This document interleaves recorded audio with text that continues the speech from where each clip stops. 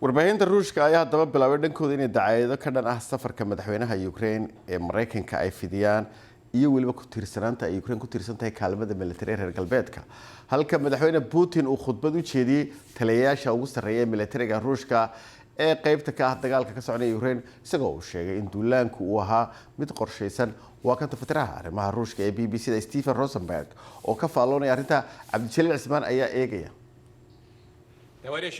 salaan sare jaalayaal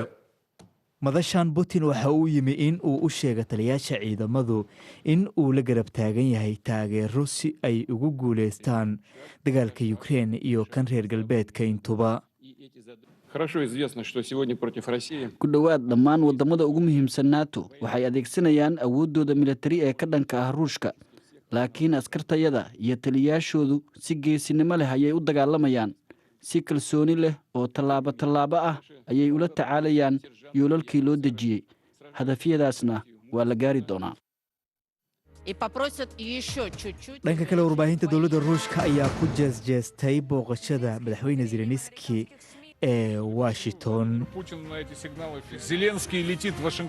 iyagoo ku andacoonayay in uu Ameerika u sujuuday si uu lacag u weydiisto duulaankii Ukraine kadib aqalka Kremlinku waxa uu doonayaa in indhaha dadka Ruushka uu ka qariyo madaxweyne Zelensky iyadoo caalamku u arko nin hadal yaqaan ah oo geensi ah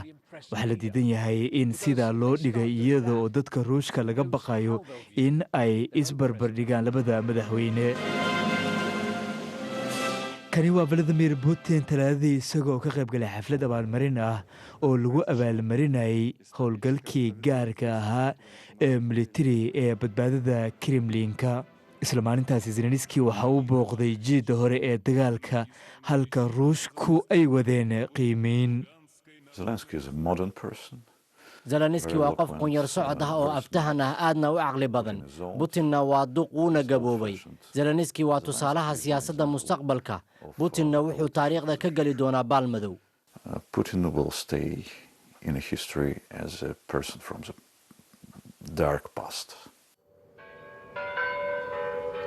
laakiin Vladimir Putin ma doonayo in taariikhdaasi lagu asteeyo halkan